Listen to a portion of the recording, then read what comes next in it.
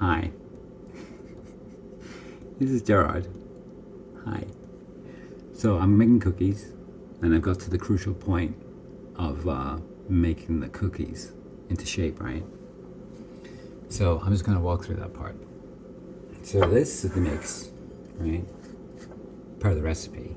It's got the almond flour, the tahini, the sugar, etc. Now it's a little dry. Doesn't stick together, right?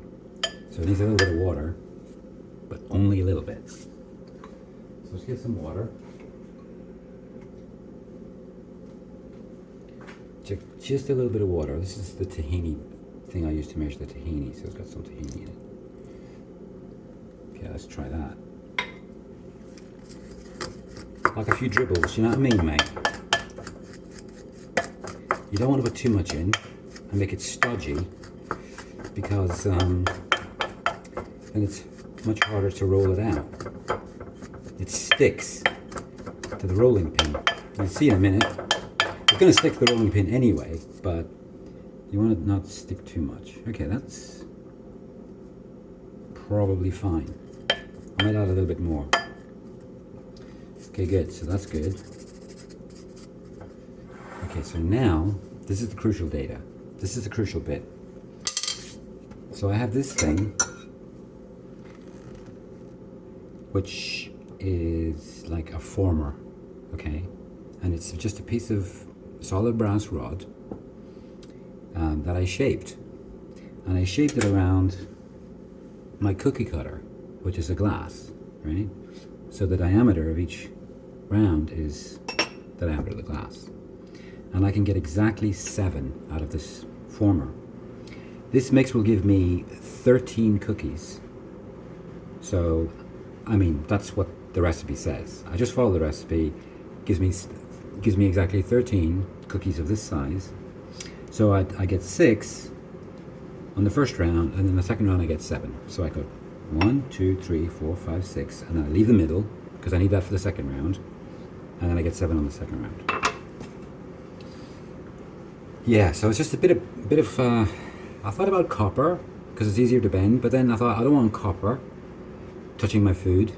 I don't particularly want brass touching my food either, but it's only for a minute, so it's fine. And then it's got a little step joint on it there. So obviously you're not going to have one of these, which is a problem, right? It's 1/4 of an inch, so you're going to have to find yourself like a lid, like a plastic container lid that's about 1/4 of an inch, and just use that. Or I don't know, you're going to have to improvise. It was bloody hard to make, I'll tell you. I was bending all evening, but I got there in the end. Right, so then I take the spoonful of this, good heaped spoonful of it, good heaped cupful of it, spoonful, chuck it in there, spread it out, try not to spill it.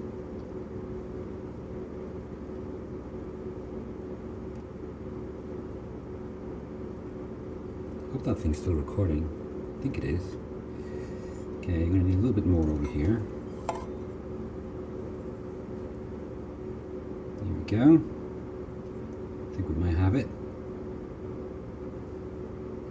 We'll know in a minute. So I get my rolling pin, and I just very lightly, to start with, get it sort of level, so that I don't, then I can see where I need to fill out. So I think I might need a bit more. Let's see. Well, maybe not. I mean, I'm not a professional. I'm sure a professional will do this a lot faster. But it's not about speed. It's about perfection, isn't it, mate? Anyway, Gloria, you know, she's an artist, right? And I'm an engineer. And, you know, so we sometimes differ on these things, which is fine. She has her art and I have my engineering. And every once in a while they meet up in the kitchen and sparks fly. Okay, so we need a little bit more there. So we can get a perfect cookie there in the corner. Just a little bit more. Oh yeah, gotta get my spoon ready. Just getting my spoon ready. I'll need that in a minute.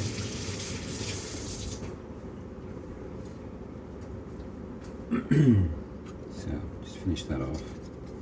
That's fine. See, now I'm just doing what's not necessary. That's what engineers are like. All right, good. So then we just cut them up. Start in the corner. That's good. 1, 2, 3. Now I don't twist it. I used to, but then it would stick. The cookie would stick in the jar, and then I'd have to beat it out. It was a bit annoying, so I don't do that anymore. I just leave them a little ragged around the edges. I mean, you get a nice clean edge if you twist the glass, but you also run the risk of it not coming away clean. It takes the cookie with it, and that's it. So we got. Oh yeah, I don't need to cut the middle one because I need that for the next round, which I'm not going to film. I'm just going to film one round, and then get my spatula, get all these bits out of the way, so that I can cut these up, pick these up and put them on the tray, which I've got ready here.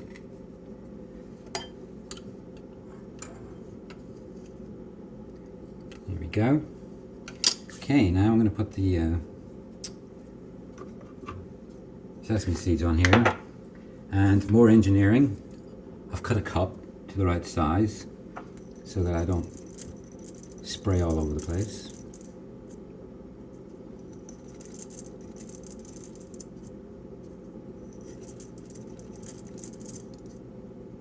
They finally made the holes in this thing big enough so these things actually come out. They used to have the normal, you know, spice tops on them.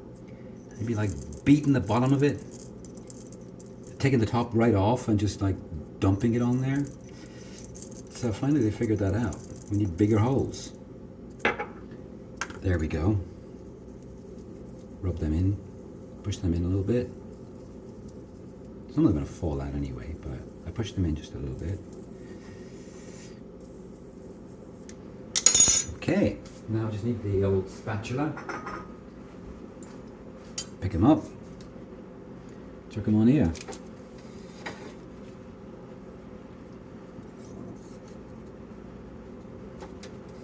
There we go, and that's how it's done. Might even be slightly less than 1/4 of an inch. I think it might be more like a thought less than 1/4 of an inch. Well, 1/4 of an inch would be fine. I mean, these do have baking soda in them, so they do rise a little bit. There we go, that's that lot. Now just pick that up and do it again. I don't need to show you that. You got the basic idea. And there you have it. Now I'm going to get some almond flour in my hair so I can say adios.